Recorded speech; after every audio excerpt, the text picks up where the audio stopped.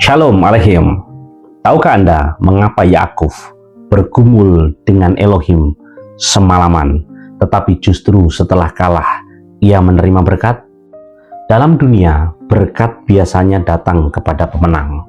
Namun dalam kerajaan Elohim, Yakub justru menerima nama baru setelah ia tidak lagi mengandalkan kekuatannya sendiri. Mengapa? Karena kisah ini bukan sekedar pergumulan seorang manusia dengan malaikat. Ini adalah kisah kematian manusia lama dan lahirnya identitas baru. Malam sebelum pertemuan, Yakub sedang ketakutan.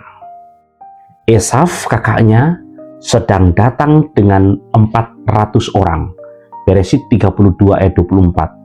Lalu tinggallah Yakub seorang diri dan seorang laki-laki bergulat dengan dia sampai fajar menyingsing. Perhatikan kalimat ini, Yakub seorang diri. Dalam pemikiran Ibrani, banyak pekerjaan Elohim dimulai ketika manusia tidak lagi memiliki tempat bergantung selain kepadanya. Mose di padang gurun, Elia di gua, Daud di padang, dan sekarang Yakub di tepi sungai Yabok.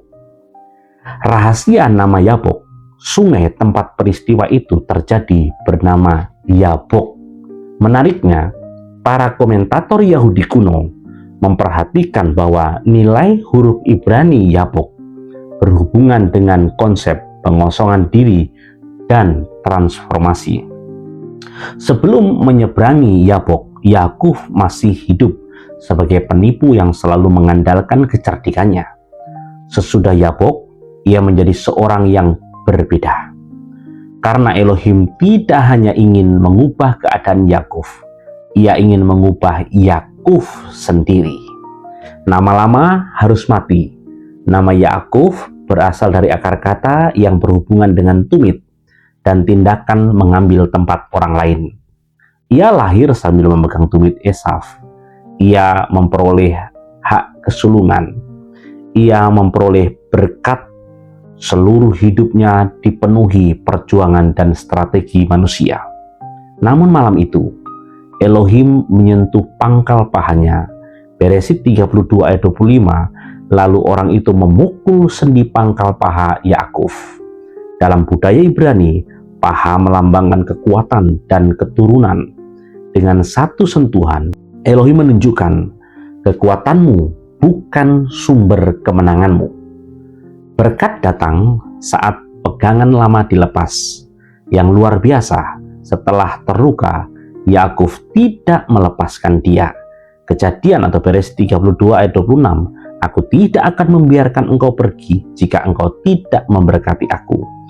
Dulu, Yakub mengejar berkat. Kini, ia mengejar sang pemberi berkat. Dulu, ia bergantung pada kecerdikan. Kini, ia bergantung pada Elohim. Dan disinilah titik balik hidupnya. Nama baru, identitas baru. Beresit 32 ayat 28, namamu tidak akan disebut lagi Yakub, tetapi Yisrael. Dalam pemikiran Ibrani, perubahan nama bukan sekedar pergantian identitas administratif. Itu adalah perubahan panggilan dan tujuan hidup. Abram menjadi Avram, Sarai menjadi Sarah, Hosea menjadi Yoshua, dan Yakub menjadi Israel. Nama lama berbicara tentang masa lalu, nama baru berbicara tentang tujuan Elohim. Bayangan Hamashiach, ada detail yang sering terlewat di sini. Yakub bergumul pada malam hari. Kemenangan datang saat fajar. Dalam seluruh kitab suci, kegelapan sering melambangkan masa penderitaan. Fajar melambangkan penebusan. Bukankah ini pola yang sama dengan Yeshua? Malam Getsemani, malam penangkapan, malam pengadilan, lalu pagi kebangkitan. Kegelapan tidak menjadi kata terakhir. Fajar yang menjadi kata terakhir. Peniel, aku melihat Elohim. Jadi setelah peristiwa itu, Yakub menamai tempat tersebut Peniel. Yang berarti wajah Elohim, Bereshit 32 ayat 30. Sebab aku telah melihat Elohim berhadapan muka. Perhatikan keindahannya. Seumur hidup Yakub mengejar berkat, tetapi pengalaman terbesar hidupnya bukanlah memperoleh ternak, bukan memperoleh kekayaan, bukan memperoleh tanah, melainkan melihat wajah Elohim. Secara short, yang dalam banyak orang berdoa, Elohim ubahlah situasiku. Tetapi seringkali Elohim lebih tertarik mengubah kita daripada keadaan kita. Yakub ingin perlindungan dari Esaf, Elohim memberi identitas baru. Yakub ingin keamanan, Elohim memberi transformasi. Karena musuh terbesar Yakub sebenarnya bukan Esaf. Musuh terbesar Yakub adalah Yakub lama. Yang menjadi renungan bagi kita, setiap orang memiliki Yaboknya sendiri.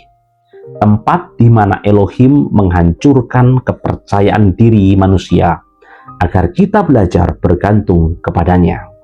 Tempat di mana nama lama harus mati. Tempat di mana manusia lama disalibkan. Bukankah ini juga inti Injil Mesianik? Di dalam Galatia 2 ayat 20, aku telah disalibkan dengan Mesias. Yakub masuk ke Yabok sebagai Yakub, tetapi keluar sebagai Israel. Saul masuk ke jalan Damsyik sebagai penganiaya, tetapi keluar sebagai rasul. Dan setiap orang yang sungguh bertemu Yeshua tidak akan keluar sebagai pribadi yang sama seperti saat ia masuk. Karena Elohim tidak sekedar memperbaiki manusia lama, ia menciptakan manusia baru. Haleluya. Beshem Yeshua HaMashiach. Sebab berkat terbesar bukanlah apa yang Elohim berikan kepada kita, melainkan siapa yang Elohim ubahkan dalam diri kita. Shalom.